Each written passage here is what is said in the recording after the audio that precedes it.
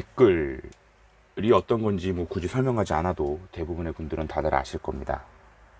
댓글 달아보신 적 있나요? 뭐 노란색, 연두색, 여러 가지 색깔들로 점철되어 있는 포털 사이트의 기사들에 그대는 댓글을 달아보신 적이 있나요? 일련의 사건들을 통해서 현재에는 뭐 연예 기사와 스포츠 기사에는 댓글이 금지되어 있기도 하고요. 또 우리는 그런 댓글들을 여론이라고 생각하거나 혹은 여론이라고 지칭을 하면서 그로부터 확장되는 이야기들, 그리고 그 현상들 가지고 또 기사화하곤 합니다. 저는 솔직히 포털 사이트에 댓글을 달아본 적은 한 번도 없어요. 그리고 최근에는 포털 사이트의 기사들을 읽지도 않아요. 뭐 메인 화면에 떠 있는 제목만 봐도 어떤 기사인지 감이 잡히기 때문에 뭐 충분히 그렇습니다. 오늘 소개해드릴 영화는 벌써 7년 전, 8년 전 작품이 되겠네요. 홍석재 감독의 소셜포비아라는 영화입니다. 지금은 뭐 제법 잘생겨져 보이고 연기도 너무너무 잘하는 류준열 배우의 데뷔작이기도 하고요. 그리고 우리에게는 미생에서의 직장인 모습으로 더 친근한 변요한 배우가 주인공을 맡고 있습니다. 그리고 굉장히 좋은 연기를 보여줬음에도 불구하고 이 작품 이후로 제게는 잘 보이지 않는 이주승이란 배우 또한 케이블 드라마 보이스도 나왔구나. 제가 또 TV를 안 보네요. 죄송합니다. 영화의 주요 골자는 그렇습니다. 경찰 공무원 시험을 준비하는 두 남자 주인공이 우연한 기회에 소위 말하는 현픽을 뜯어 악플을 서슴지 않고 다는 어떤 여자 네티즌의 집으로 향합니다. 인터넷 방송을 진행하는 양계라는 아주 정말 이 사람은 류준열을 알기 전에는 그냥 정말 인터넷 방송하는 진행자 갖다 놓은 거구나. BJ라 그러가죠. 요새는 BJ? 아무튼. 근데 이 배우가 자살을 했네? 뭐지? 그로부터 영화는 걷잡을 수 없이 흐릅니다. 악플러, 현피, 온라인상에서의 설전, 그리고 명확하진 않지만 우리가 흔히 믿고 싶어하는 흘러가는 거죠, 사실. 그런 어떤 흐름으로 어떤 목적성과 영화가 중간중간 제시하는 방향성들은 그 터닝 포인트를 굉장히 넓게 하면서 달라집니다. 그리고 결국에는 우리 모두가 죄인이다, 혹은 우리 모두가 가해자다라는 어떤 대전제로 씁쓸하게 막을 내린다기보단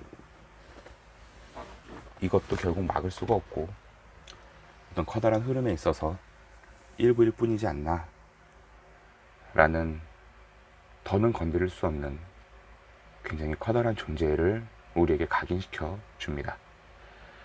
인터넷이란 공간이 저는 최근 들어서 좀 더 씁쓸하고 더 안타깝게 느껴지는데, 사실 옛날에도 이 인터넷이라는 공간에 준하는 어떤 커뮤니케이션의 도구들은 많이 있었어요. 뭐 극장의 티켓 나눔터라던가 카페의 메모판이라던가 포크송 대백과 기타 500, 현대가요 200, 인기가요 200 이런 노래책 맨 뒤에 펜팔을 서로 하자는 그런 공간도 있었고요. 적게는 학교, 조금 더 넓게 가면은 어떤 지역을 아우르는 동아리 등이 있었죠. 그런데 결국 인터넷은 이 모든 관계와 모든 포인트들을 정말 동시다발적으로 엮어버리고 만 겁니다.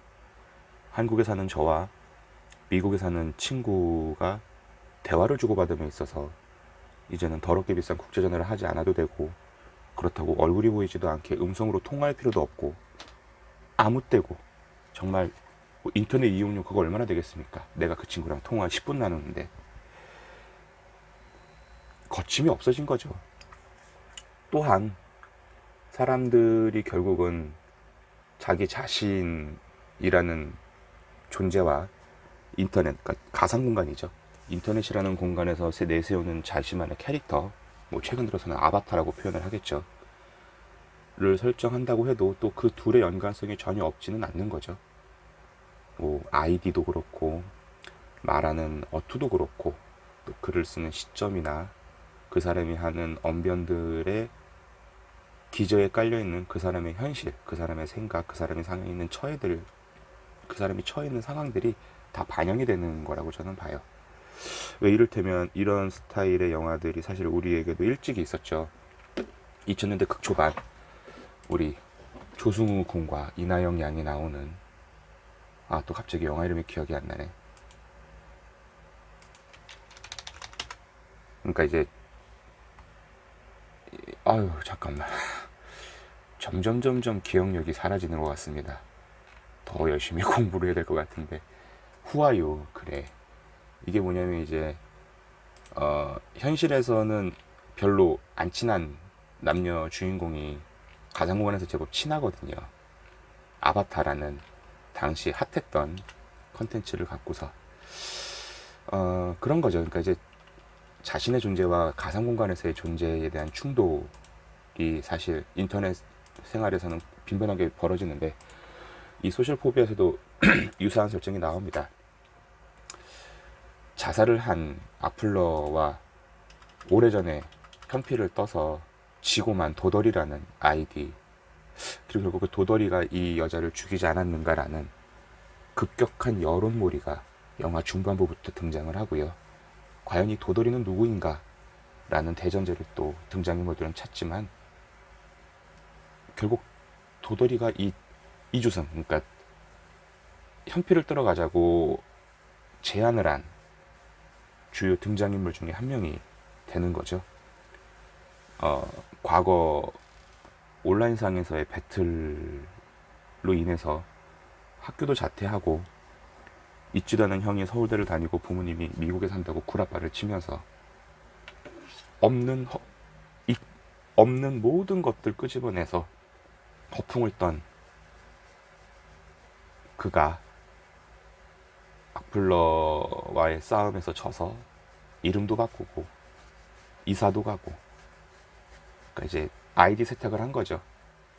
하지만 또 아무리 가상공간의 기록이라 하더라도 또 그가 걸어온 발자취, 뭐 오프라인 정모에서의 사진이라던가 그런 것들을 또 빌미 삼아 단서 삼아 또 그의 정체가 밝혀지고 마는 건데요.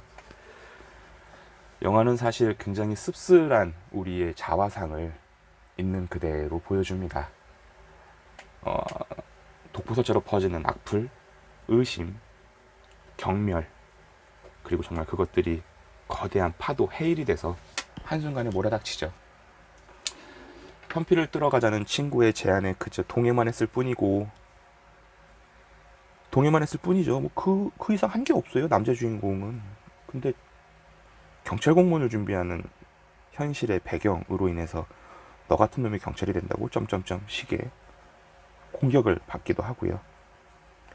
사용하지 않던 휴대폰을, 그러니까 공무원 시험이 합격될 때까지 꺼놨던 휴대폰을 켜봤더니 수백 통의 부재중 전화와 문자들이 그를 공격합니다.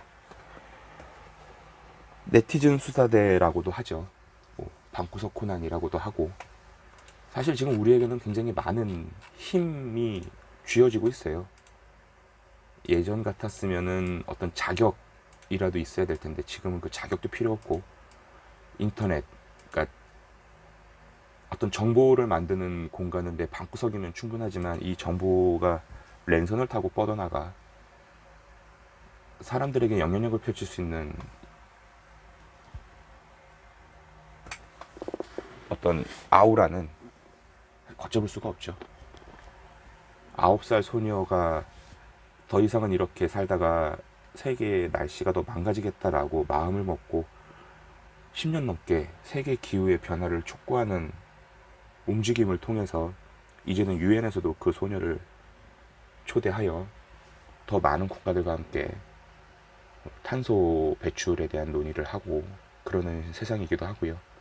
또 단 한 사람이 언급한 아주 작은 움직임들과 캠페인들이 더 많은 사람들로 하여금 동참하게 만드는 계기가 되기도 합니다.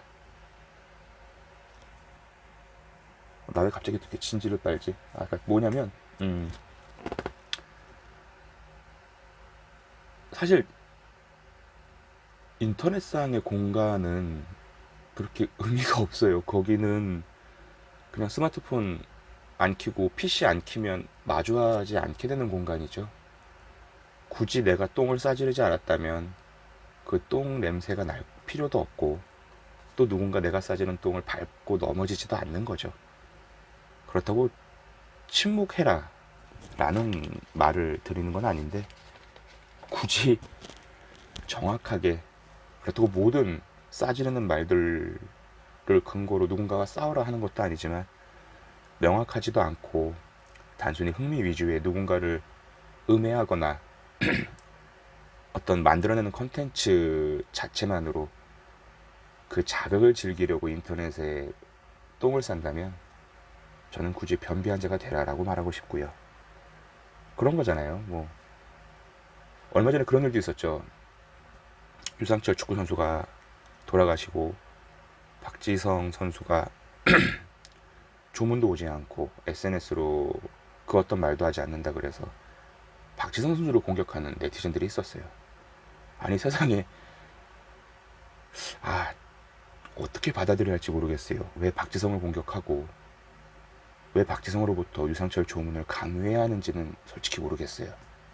그건 박지성이라는 축구 선수, 공인, 그런 걸 떠나서 한 개인의 선택권이거든요. 그 공인이란 개념이 사실 웃기죠. 그렇게 연예인들에겐, 축구선수, 스포츠 스타들에겐 공인이라는 잣대를 내세우면서 정치인들의 어떤 오만과 만행, 사실 진짜 공인들은 그 사람들이거든요.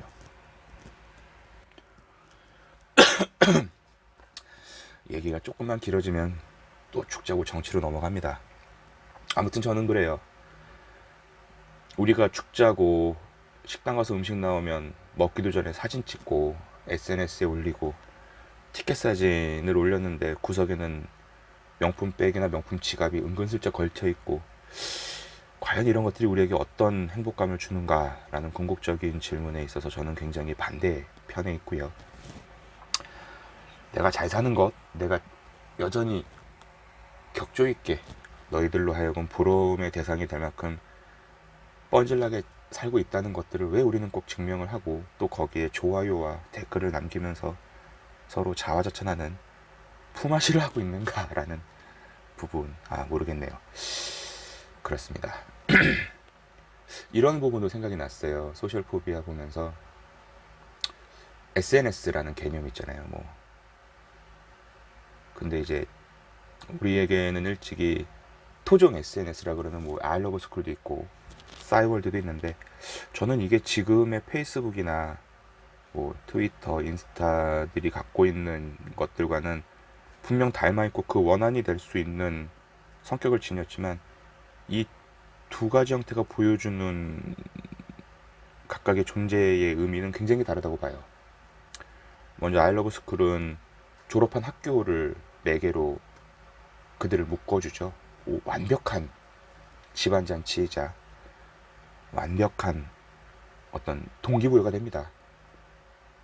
A라는 초등학교를 졸업한 사람이 B라는 초등학교 졸업한 학교의 아이러브 스쿨에 가입할 이유가 전혀 없는 거죠. 물론 그가 B와 C의 학교를 1년씩 다니면서 A라는 학교에 졸업을 했다면 B와 C에 갈 수도 있겠지만, 전혀 관계없는 D 혹은 F라는 학교에 가입할 이유는 정말 1도 없습니다. 싸이월드는 사실 이보다 조금 더 확장성은 있었어요. 일촌이라고 말하는, 정말 이것도 대단한 혁명이라고 봅니다. 전 세계의 모든 사람들이 정말 동시에 하나가 되는 시기에 동양의 유교 사상이 만든 촌수 개념을 가져다가 넌 나랑 일촌이고 넌 나랑 일촌이 아니라는 이 흑백 논리로 커뮤니케이션을 기획했다는 것 자체가 저는 굉장히 놀랍고요. 나쁘다는 뜻은 아닙니다. 싸이월드는 그래서 결국 내가 얘를 어떻게든 알게 됐어. 사람 찾기 기능도 있었죠, 초반에.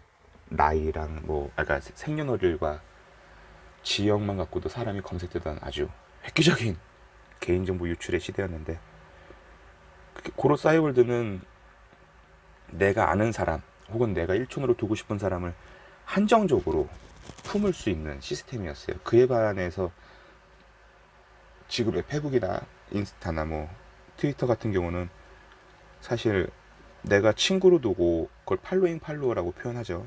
하는 것들에 대한 기준이 없어요. 그리고 무엇보다도 제가 페북을 가끔씩은 쓰지만 놀라우리만큼 페북은 친구일 수도 있는 사람, 알 수도 있는 사람 영역에 정말 의외의 사람들을 가져다 놓습니다. 뭐 알고리즘이라고 하고 AI라고 하고 말 그대로 이제 슈퍼컴퓨터가 만들어내는 내가 행한 인터넷 행동들의 찌꺼기들을 가져다가 나의 관계, 그러니까 나의 인맥을 역으로 제한해주는 그지 같은 꼴인데요. 저는 그것들을 보면서 내가 선택하지 않는 사람들과 관계를 맺고 내가 그들에게 나를 보여준다라는 행위 자체가 저는 지금도 놀라우리만치 거북하고 불편합니다. 설령 내가 뭐 가난해서 그런 것도 아니고 그들에게 자랑할 거리가 없어서도 아니겠지만, 물론 제가 가난하고 그들에게 자랑할 거리가 상대적으로 적을 수도 있겠죠. 가난한 건 사실인데. 아무튼 오늘도 로또를 좀 사려고 합니다. 지금이 토요일이니까. 아무튼 그래서 인터넷은 그런 것 같아요. 선택적인 공간입니다. 결국은 내가 포털을 안 봐도 되고, 내가 댓글을 달지 않아도 되고, 내가 SNS를 하지 않아도 됩니다. 굳이 그것들을 해서 그로부터 발생되는 스트레스에 나 스스로를 가두지 않아도 됩니다. 왜 예전에 한참 무한도전 할 때 정영돈이 게스트한테 막말하거나 이상한 코멘트를 날리면 나 일주일 인터넷 쉬어야겠다 이러고 넘어가거든요. 그게 답인 거예요. 물론 뭐 사람이 살면서 실수도 할 수 있습니다. 저도 예전에 음악 동호회 운영하다가 말 한마디 잘못해서 한 달 정도 정말 개고생했었는데요. 또 사람이란 게 아픈 만큼 성숙해진다고 그 경험을 겪고 나니까 인터넷 댓글, 악플 굉장히 초월하게 되더라고요. 너무 이야기가 길어지는데 이 인터넷의 SNS에 대해서는 나중에 한번 좀 더 다시 주제를 갖고 이야기를 해보겠고요. 소셜 포비아는 분명히 우리나라 한국에 갖고 있는 어떤 특성이 있어요. 물론 뭐 다른 나라에서도 SNS가 이렇게 나쁘게 활용이 될 수 있고 많은 문제점을 만들어내겠지만, 우리나라 지극히 한국적인 인터넷 이야기를 제법 솔찬히 집중적으로 무게감 있게 보여주고 있습니다. 지금 그대도 제 이야기를 인터넷을 통해서 듣고 있고, 저도 제 이야기를 인터넷을 통해서 하고 있습니다. 사실 뭐 대본도 없고, 대본이 있겠습니까 여기에.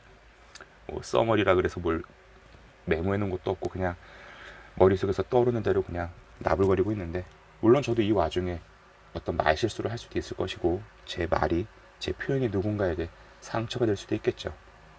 저 역시 그러지 말라고 말하면서 그러고 있는 꼬라지입니다만, 아무튼지 간에 인터넷이라는 공간이 우리에게 즐거움을 주고 득이 되는 컨텐츠로 사용되길 바랄 뿐입니다. 악플러들 꺼져. 이거에 대한 악플러들 말고 모든 악플러들 빠이빠이.